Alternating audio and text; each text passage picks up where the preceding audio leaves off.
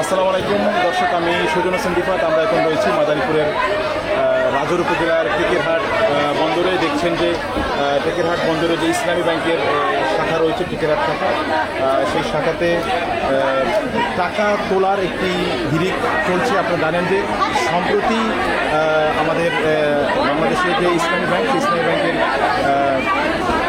উচ্চ পর্যায়ের যে মালিক পক্ষ বা অর্থাৎ যে এমডি, সেই এমডি পরিবর্তন সংক্রান্ত আপনার একটি বিষয় চলমান রয়েছে।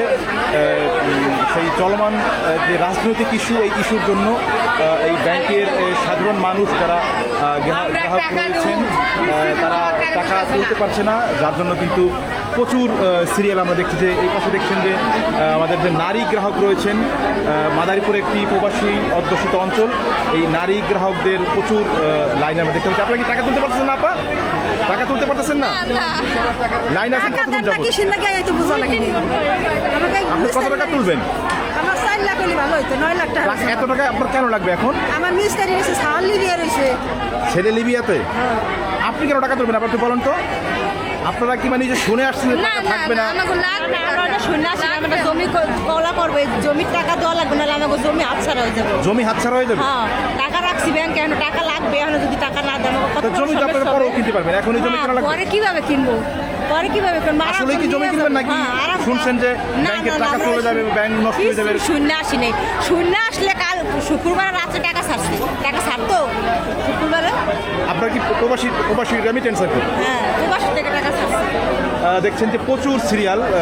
আমরা একটু কথা বলার চেষ্টা করবো যে ভাই, আপনি এখানে আসেন কতক্ষণ যাবো? টাকা তুলতে আসছেন? কেন টাকা তুলতে আসছেন একটু বলবেন, মানে কি কারণে? কি প্রয়োজন আমাকে যদি একটু বলতেন। সংসার খরচের জন্য, মানে ফ্যামিলি মেনটেন্যান্সের টাকা। লাইন আছেন কতক্ষণ যাবো? আধা ঘন্টা যাবো। টাকা কি তুলতে পারবেন? কি মনে হয় আপনার? দেখি সামনে কি হবে। যদি টাকা না তুলতে পারেন সেক্ষেত্রে কি হবে? এখন কথা করা লাগবে। আচ্ছা, একটা মানে বর্তমানে একটা সোশ্যাল মিডিয়ার মাধ্যমে একটা গুজব করতেছে যে ব্যাংক, মানে ইসলামী ব্যাংক থাকবে না, টাকা থাকবে না। এই আপনারা কি এত টাকা তুলতে আসছেন? না, আমি ওরকম ভাবে অনেকজন আসছে, ওইটা মনে করে আমি ওইটা মনে করে আসি। যে পরিমাণে গ্রাহকদের ভিড়, সেরকমই তো মনে হচ্ছে। মানে একটা আপনি কত টাকা তুলবেন? আমি চলবো 45,000 টাকা। টাকা তুলবেন কেন, মানে কি কারণে? আমার ফরজের কিস্তি দিমু। কিস্তি দিবেন? হ্যাঁ। নাকি আবার শুনে আসছেন যে না চলে যাবে এর জন্য? কিস্তি দিমু আমি টাকা দিয়ে। ধন্যবাদ আপনাকে। দর্শক, আমরাও চাই যে ওনাদের এই টাকা ওনারা তুলতে পারুক, কারণ আপনার এই টাকা এমন একটা ব্যাপার যে, বা এমন একটা বস্তু, এটি হচ্ছে না যদি মানুষ হাতে না থাকে তাহলে মানুষের মধ্যে যে আপনার কি বলবো যে অনিশ্চয়তা, সেই অনিশ্চয়তার জন্যই কিন্তু এই পরিমাণ মানুষ টাকা তুলতে এসেছে। আমরা প্রত্যাশা করব ইসলামী ব্যাংক এবং আমাদের যে বাংলাদেশ সরকার অতি দ্রুত যাতে এই ব্যাপারে পদক্ষেপ নিয়ে দ্রুত এই মানুষ যাতে টাকা তুলতে পারে, যাতে স্বাভাবিক থাকে। কোনো গুজবে যদি কান দিয়ে যদি আপনারা মনে করেন গুজবের পিছনে দৌড়ান, তাহলে কিন্তু আপনারা ক্ষতিগ্রস্ত হবেন। বাংলাদেশের এখন পর্যন্ত এরকম কোনো ইতিহাস নেই যে একটি ব্যাংক সম্পূর্ণ দেউলিয়া হয়ে গিয়েছে, এরকম কোনো ইতিহাস এখন পর্যন্ত বাংলাদেশে নেই।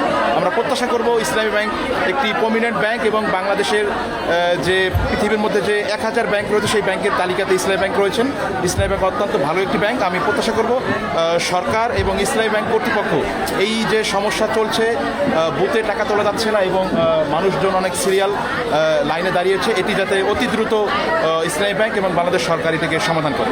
আমি সুজন হোসেন রিফাত, টেকেরহাটের ইসলামী ব্যাংক থেকে। আসসালামু আলাইকুম।